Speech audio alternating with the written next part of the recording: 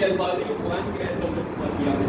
یعنی نبی کی توہین کرنے کے لیے، یہ ثابت کرنے کے لیے کہ ہم نے سنا ہونا کچھ نہیں ہے، ہم تو خالی ایسے بیٹھے ہوئے تھے، جا کے دوسرے میں کیا کہہ رہے تھے نہیں یہ توہین کے اعتبار سے تو یہ منافقین ہیں. یعنی ہمارے فرض کا یعنی منزل اور اعتبار کیا ہے کہ جب ذکر حسین ہو تو ہم ہوش ہو جاتے ہیں ہم کہ بس یہاں پہ ذکر اہل بیت سننے کے لیے آئے ہیں، تعلیمات اہل بیت علیہ الصلوۃ والسلام سننے کے لیے آئے ہوئے ہیں. صلوات پڑھ دے محمد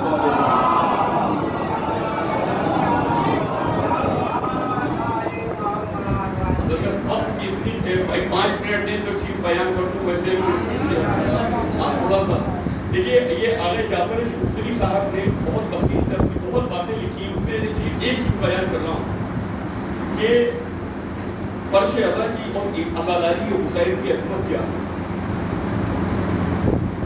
آپ نماز پڑھ کے آئے تو پہلی منزل میں آپ یہ بتائیے آپ کی نماز قبول ہے، یہ گارنٹی ہے اس بات کی؟ بھائی کوئی ہے کہ ابھی جو جتنے بھی لوگوں نے ہم سبھی نماز پڑھ کے آئے ہیں مغربین کی، تو کوئی کہہ سکتا ہے کہ یہ ہماری تو قبول ہو گئی؟ کوئی بات نہیں. پورے رمضان المبارک کے 30 روزے رکھنے کے بعد عید الفطر کو روزے داروں سے پوچھیے میں جو اتنے محنت سے روزے رکھے ہیں گارنٹی ہے کہ یہ قبول ہو گئے؟ تو کسی کے پاس بھی کوئی گارنٹی نہیں ہوگی کہ بھئی اللہ کے اوپر ہے، ہمیں تو کچھ پتہ ہی نہیں قبول ہوئے یا نہ ہوئے. اور لاکھوں روپے خرچ کر کے آپ حاجی بن کے آ گئے، تو آپ زمانے کے لیے تو حاجی بن کے آ گئے. کیا جہاں سے گزرنا حاجی صاحب کہاں سے قوم، حاجی صاحب کہاں سے قوم، تو یہ زمانے کے لیے تو حاجی بن کے آ گئے آپ. لیکن اپنے آپ سے کبھی پوچھئے لیٹ کے کہ یہ جو حج کر کے آئے ہیں یہ قبول بھی ہو گیا ہے یا وہ یہ چکر ہی ہو گیا؟ گارنٹی نہیں ہے بھائی اس بات کی کہ یہ حج جو کیا ہے یہ قبول ہے یا نہیں ہے. یہ خمس و زکوٰۃ آپ دے رہے ہیں، یہ آپ نے دیا تو اس بات کی گارنٹی ہے کہ یہ آپ کا دیا وہ قبول ہو گیا یا نہیں؟ یہ کوئی گارنٹی نہیں ہے. یہ آپ امر بالمعروف اور نہی عن المنکر کر رہے ہیں، اس کی کوئی گارنٹی ہے کہ یہ قبول ہو رہا ہے؟ کوئی گارنٹی نہیں ہے. لیکن چلیے پہلی منزل پر میں نے یہ مان لیا کہ یہ جو نماز پڑھ کے آئے تھے یہ قبول تھی، یہ جو روزے آپ نے رکھے یہ قبول ہے، یہ جو حاجی ہیں یہ حج کر کے آئے ہیں ان کا قبول ہو گیا. تو یہ جو نماز ہے جو قبول ہو گئی ہے تو کیا اس کے بچے رہنے کی گارنٹی ہے؟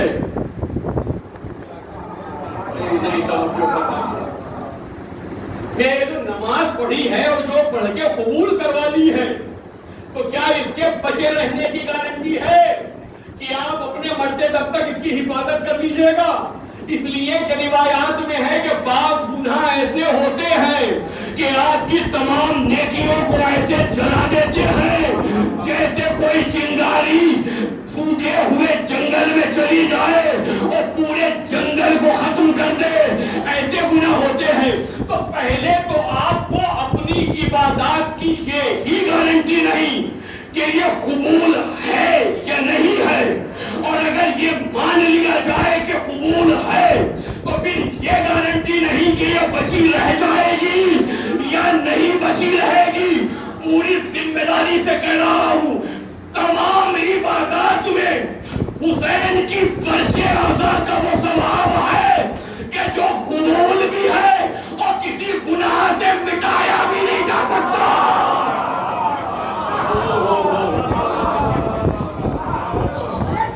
ہر عالم میں آپ کو فرش اعضا پہ آنے کا ثواب مل کے رہے گا، اور یہ وہ نیکی ہے کہ جو آپ کے کسی گناہ کی وجہ سے مٹائی نہیں جا سکتی.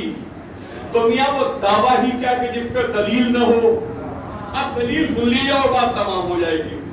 یہ روایت تو ذرا معاملہ ایسے ہی ہے. روایت جو ہے مسلمانوں کی جنہیں کہا جاتا ہے ام المومنین سے روایت ہے، اور وہ نقل کر رہی ہے اس روایت کو کہ رسول اللہ ایک دن اپنے گھر میں بیٹھے ہوئے تھے، انہوں نے مجھ سے مخاطب ہو کے کہا کہ جو میرے بیٹے حسین کی عزا میں شریک ہوگا، توجہ رکھیے گا اگر آپ لفظوں پہ غور کریں گے تو بات خود بخود منتقل ہو جائے گی، جو میرے بیٹے حسین کی عزا میں شریک ہوگا اسے میرے کیے ہوئے اسے میرے کیے ہوئے ایک حج کا ثواب ملے گا. وہی توجہ ہے نبی نے کہا اسے میرے کیے ہوئے ایک حج کا ثواب ملے گا. تو انہوں نے تعجب کیا یا نبی اللہ کہ کیے ہوئے حج کا ثواب. تو جب ایک پہ تعجب کیا نبی نے کہا میرے 2 کیے ہوئے حجوں کا ثواب.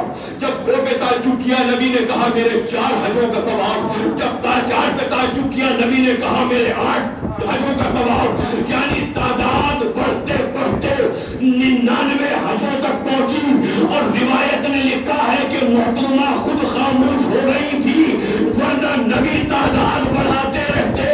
میاں ہماری بخشش کے لیے تو نبی کا حج میں رکھا ہوا ایک قدم ہی بہت ہوگا. مگر نبی کہہ رہے ہیں جو حسین کی عزا میں شریک ہوگا اسے میرے کیے ہوئے حجوں کا ثواب ملے گا. اب میں نے کیوں کہا تھا کہ حسین کی عزا میں آنے والے کا یہ ثواب مل کے بھی رہے گا اور مٹایا بھی نہیں جا سکتا. وہ اس لیے کہ نبی کے کیے ہوئے حج کا ثواب ہے. نبی کے کیے ہوئے حج کا ثواب ہے. تو نبی کا ہر کیا ہوا حج قبول بھی ہے. اور نبی کا آپ ایک حج بتا دیجئے تو ایمان سے خالی ہو جائیں گے. جو نبی نے کیا ہو وہ مٹا دیا جائے. صلوات پڑھنے محمد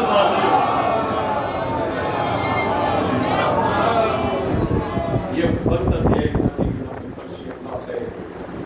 بس یہ کہ ہمیں بھی اس کی قدر سمجھنی چاہیے کہ یہ جو نعمت ہمیں ملی ہے کہ خدا نہ کرے کہ ہم سے چھن جائے. بہت عظیم نعمت ہے. یہ وہ نعمت ہے کہ سب سے پہلے اس کی بنیاد اس کی عظمت کو دیکھتے ہوئے علی کی بیٹی زینب نے اس کی بنیاد رکھی. یہ وہ زینب ہے کہ 2 بیٹے دیے تھے اللہ نے اور بڑے چاند سے بیٹے. مگر کربلا کی ماں کو سلام ہو, ہائے زینب تمہارے صبر کو سلام ہو. دونوں بیٹوں کو اپنے بھیا پر فدا کر دیا. اور کمال ہے زینب کے صبر کا. یعنی آپ عصر عاشور سے اس وقت سے لے کے کہ جب اونو محمد الاتش کی صدا بلند کر رہے تھے اس وقت سے لے کے اونو محمد کی شہادت تک, اونو محمد کی شہادت سے لے کے اونو محمد کے سر قلم ہونے تک, اونو محمد کے سر قلم ہونے سے لے کے اونو محمد کے سر کو نو کے نیزے کی بلندی بجانے تک, نو کے نیزہ کی بلندی سے لے کر نو کے نیزہ کی بلندی سے لے کے شام و کوفہ میں یہ دونوں سر پھرائے جانے تک, قید زندان تک کوئی ایک روایت نہیں دکھا سکتے جہاں علی کی بیٹی نے اپنے بچوں کا ماتم کیا ہو. زینب اپنے بچوں کو نو کے نیزہ پر دیکھتی رہی, سامنے بچوں کے سر ہے مگر زینب کہتی رہی ہائے حسینہ, ہائے حسینہ, وائے حسینہ. اپنے بچوں کا ماتم نہ کیا, ہمیشہ اپنے بھیا کا ماتم کرتی رہی. میں ایک روایت پڑھ کے آپ کی زحمت تمام کر رہا ہوں. زینب نے اپنے بچوں کا ماتم نہ کیا.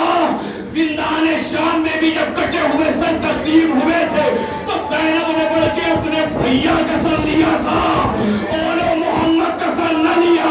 لیکن یہی زینب جب پلٹ کے مدینہ واپس گئی تھی اور اپنے گھر کے حجرے کو اولو محمد کا حجرہ کھولا, جب زینب کو وہاں تو ننھے ننھے بستر دکھائی دیے, اب ماں کا دل تھا بھر آیا, تڑپ کے اپنے آپ کو اولو محمد کے بستروں پر گرا دیا.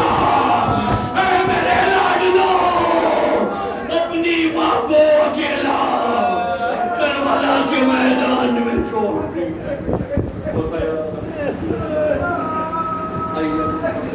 قال اللہ واسطہ محمد والے محمد کا ہمارے متصل سیمت قبول فرما. اللہ حاضرین میں جن کی جو کی مراد ہے اسے محمد والے محمد کے صدقے میں قبول فرما. پروردگار فرزند زہرا